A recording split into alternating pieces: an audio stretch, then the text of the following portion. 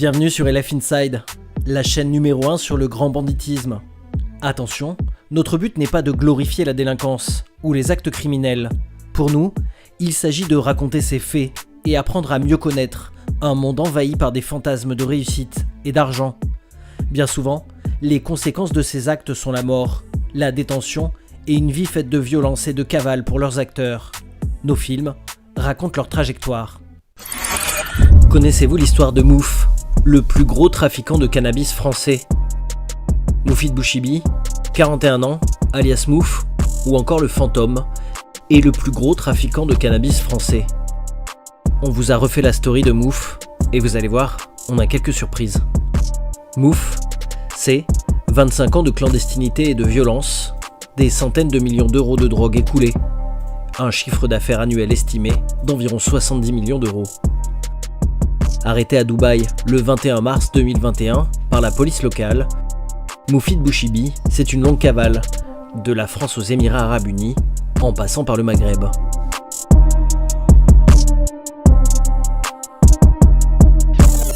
Moufid Bouchibi grandit à Dourdan, en région parisienne. Un père maçon, une mère au foyer. La famille nombreuse habite dans un logement social. Bouchibi est un gamin timide et souriant. Premier souci judiciaire dès 16 ans pour des vols de vélo, puis des vols avec effraction chez des particuliers. Il est fiché à 17 ans pour le vol d'un chéquier lors d'un cambriolage. Peu avant sa majorité, il diversifie ses affaires. Moufid Bouchibi vend ses premières barrettes de shit.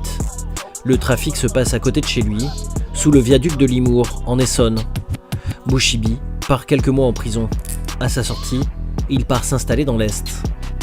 Pour développer son trafic, il entre en contact avec un Mulhousien, Sofiane Ambly, alors le numéro 1 du trafic de cannabis en France. Ambly aurait vu en lui un poulain. À 22 ans, Mouf est une des figures émergentes du trafic de cannabis en France, et son réseau est très bien rodé. La cam est transportée par des go fast depuis l'Espagne jusqu'à Mulhouse. La drogue est placée dans des valises marocaines. Ce conditionnement permet de transporter jusqu'à 30 kg de hashish. Elles sont livrées par 5, généralement, soit plus de 150 kg en moyenne. Une fois sur place, la marchandise est stockée dans le box d'un parking résidentiel que loue Bouchibi. De mars à octobre 2002, les cargaisons s'accumulent. Le 20 mars, Mouf s'occupe de stocker une livraison de 240 kg de cannabis dans son box. Mais la police le surveille, il est interpellé. Lors de la perquisition, les policiers découvrent 3 voitures et une moto, toutes volées, des armes, 48 000 € en liquide et une compteuse de billets. Bouchibi est placé en détention provisoire. En 2003, il est transporté dans un fourgon pour se rendre à un rendez-vous médical à l'hôpital. Mais une équipe attend le passage du convoi. Le fourgon est attaqué à l'arme automatique, mais parvient à échapper aux assaillants. La justice y voit une tentative d'évasion. Pour Bouchibi, c'est une tentative d'assassinat. Quoi qu'il en soit, l'opération a échoué. Une tentative ratée d'évasion aura également lieu quelques mois plus tard. Le 2 septembre 2004, Mouf est finalement condamné à 8 ans de prison. Après l'attaque du fourgon et sa tentative d'évasion, Mouf est considéré comme un détenu à part. Il est décrit par les autorités judiciaires comme un prisonnier dangereux, avec une forte emprise sur ses codétenus. Libéré en 2008, Mouf n'a qu'un objectif, reprendre son business. Il revendique un plan de vie tout tracé, travailler pendant 10 ans, puis se retirer ensuite, pour profiter. Fier et rebelle, Bouchibi refuse de travailler toute sa vie pour ce qu'il considère être un salaire médiocre. Pour lui, ce sera la grande vie, ou rien. Il part s'installer à Casablanca, au Maroc.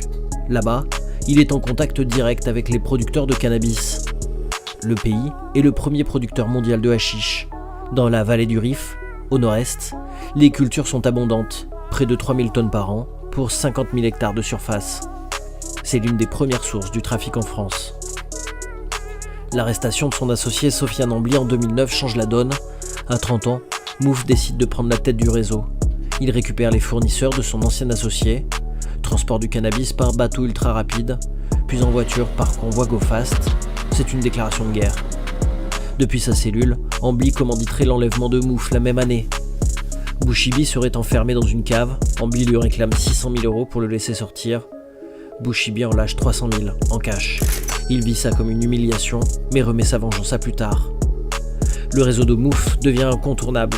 Début 2010, il serait le plus gros fournisseur de cannabis en France. Son produit inonde tout le pays, par conteneur, mule ou encore convoi GoFast.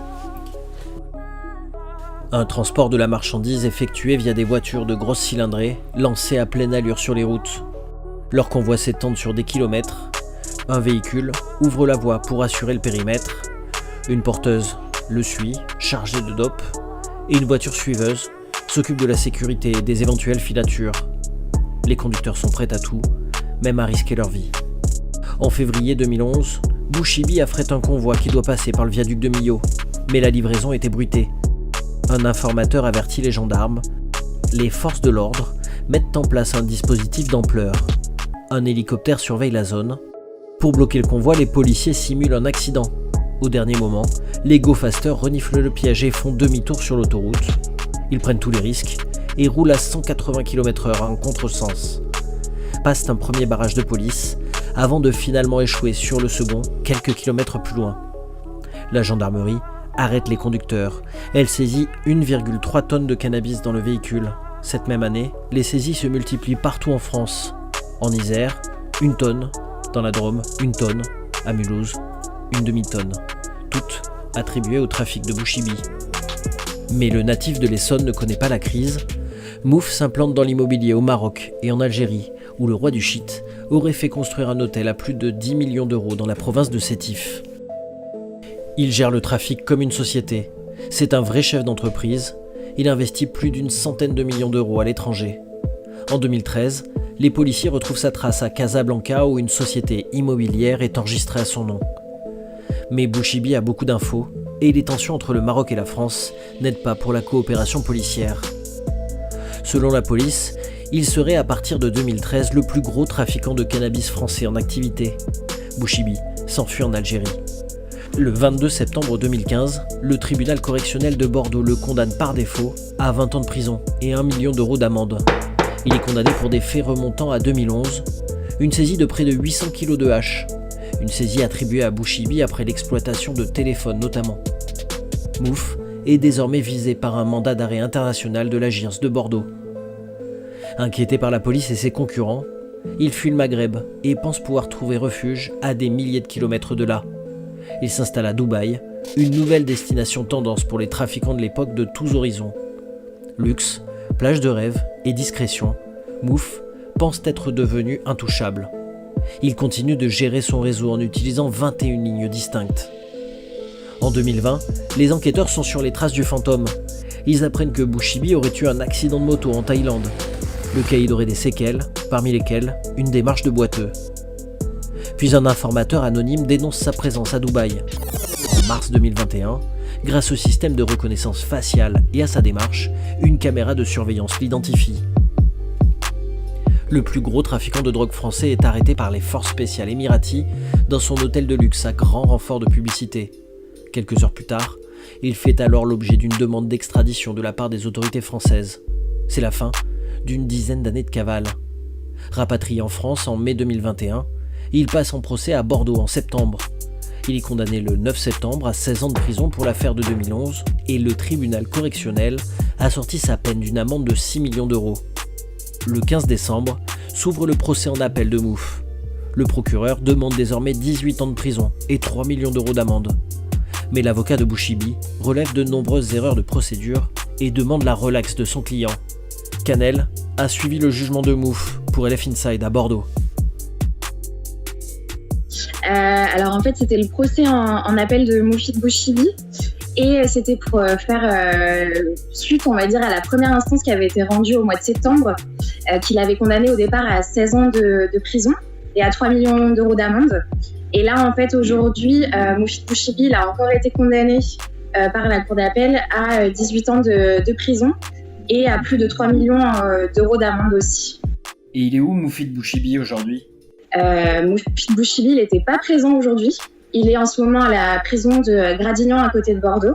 Mais par contre, il y avait ces deux avocats avec qui j'ai pu échanger justement et qui étaient complètement stupéfaits, on va dire, de la décision qui a été rendue aujourd'hui.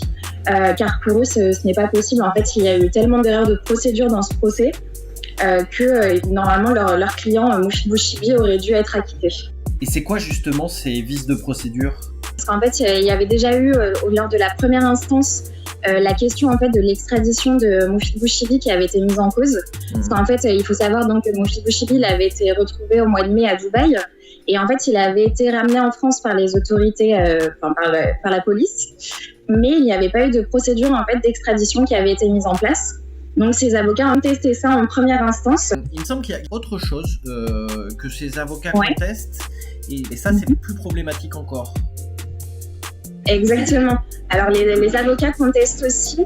Les avocats contestent aussi le fait que la base du procès, on va dire, se fait sur les écoutes téléphoniques qui soi-disant inculperaient Moufiq Bouchibi.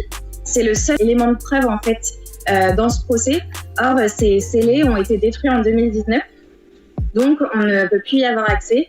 Et la défense n'a pas pu prouver l'innocence en fait de son client grâce à ces écoutes téléphoniques. Et c'est une première en France en fait qu'un prévenu soit condamné sur la base de scellés qui ont été détruits et qui n'existent plus. Et ils contestent complètement tout ce qui s'est passé aujourd'hui. Ils ont décidé de former un pourvoi en cassation qui devrait avoir lieu normalement d'ici 6 à 8 mois afin que l'affaire soit enfin, on va dire, jugée en droit, ce qui n'a pas été le cas pour le moment. Et du coup, les avocats de Bouchibi vont s'en tenir à ce jugement? Donc oui, ils vont former un pourvoi en cassation et à ce moment-là, en fait, l'affaire sera jugée concrètement sur les problèmes de procédure, non pas sur la culpabilité de Bouchibi, mais bien sûr ce qui s'est passé à cause de la procédure d'extradition et des scellés qui ont été détruits.